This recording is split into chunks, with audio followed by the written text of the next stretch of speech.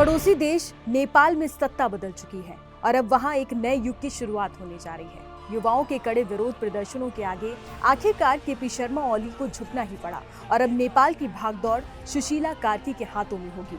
वो अंतरिम प्रधानमंत्री बनेंगी।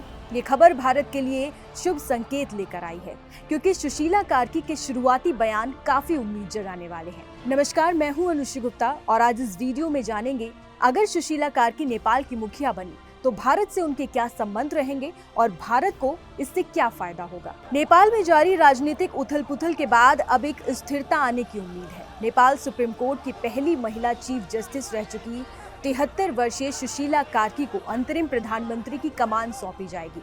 उनका सत्ता में आना भारत के लिए एक अच्छा संकेत माना जा रहा है। आइए जानते हैं क्यों।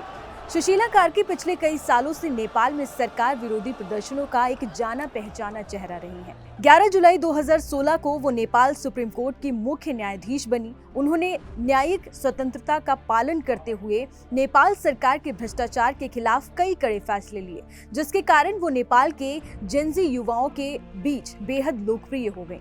सबसे दिलचस्प बात यह है कि सुशीला कार्की का भारत से भी गहरा कनेक्शन है। उन्होंने बनारस हिंदू यूनिवर्सिटी यानी कि BHU से राजनीतिक विज्ञान में पोस्ट ग्रेजुएशन किया है। किसी भी दो देशों के बीच के संबंध वहां की सत्ता पर काबिज नेताओं की सोच से तय होते हैं और इतिहास इस बात का गवाह है।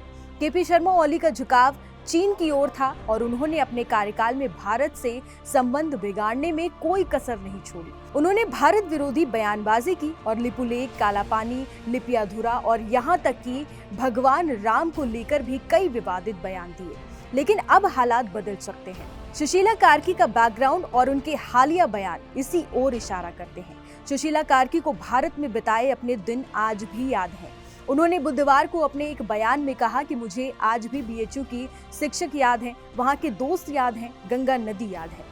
BHU के दिनों को याद करते हुए सुशीला ने बताया कि गंगा के किनारे एक हॉस्टल हुआ करता था और गर्मी की रातों में वो छत पर सोया करती थी। सुशीला कार्की भारत और नेपाल के संबंधों को लेकर बेहद सकारात्मक है। उन्होंने एक इंटरव्यू में ये कहा कि मैं प्रधानमंत्री नरेंद्र मोदी का अभिवादन करती हूँ।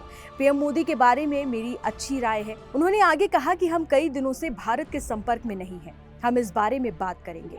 जब कोई अंतर्राष्ट्रीय मामला होता है, दो देशों के बीच का होता है, तो कुछ लोग मिलकर बैठकर नीति बनाते हैं। उन्होंने ये भी जोर देकर कहा कि सरकारों के संबंध अलग होते हैं, लेकिन नेपाल के लोगों और भारत के लोगों के बीच बहुत अच्छे संबंध हैं, रिश्तेदारियां हैं और बहुत प्रेम है। उन्होंने खुद को भारत का करीबी बताते हुए कहा कि वो विराटनगर की रहने वाली हैं, जो भारत की सीमा से सिर्फ 25 मील दूर है और ये नियमित रूप से सीमा पर स्थित बाजार जाती हैं। सुशीला के इन बयानों से साफ है कि उनका सत्ता में आना भारत नेपाल संबंधों के लिए एक अच्छा संकेत है। भारत नेपाल के हालात पर पैनी नजर बनाए हुए हैं। नेपाल भारत के साथ 1750 किलोमीटर की सीमा साझा करता है, जो उत्तराखंड, उत्तर प्रदेश, बिहार, पश्चिम बंगाल और सिक्किम लगती है। PM मोदी ने भी नेपाल में हिंसा पर दुख जताते हुए युवाओं की जान जाने पर संवेदना व्यक्त की थी और कैबिनेट मंत्रियों के साथ सुरक्षा बैठक भी की थी। नेपाल में अशांति का प्रभाव भारत में बसे नेपाल समुदाय पर भी पड़ता है। लगभग 35 लाख नेपाली भारत में काम करते हैं और दोनों देशों के लोग बिना वीजा या पासपोर्ट के यात्रा कर सकते हैं। नेपाल के 32,000 गोरखा सैनिक भारतीय सेना में सेवारत हैं, जो दोनों देशों के गहरे संबंधों को दर्शाते हैं। वहीं सत्ता जाने के बाद केपी शर्मा ओली की अकड़ कम नहीं हुई है। उन्होंने जाते जाते भी भारत पर आरोप लगाया और कहा कि उन्होंने सत्ता इसलिए खो दी क्योंकि उन्होंने अयोध्या में भगवान राम के मंदिर का विरोध किया था।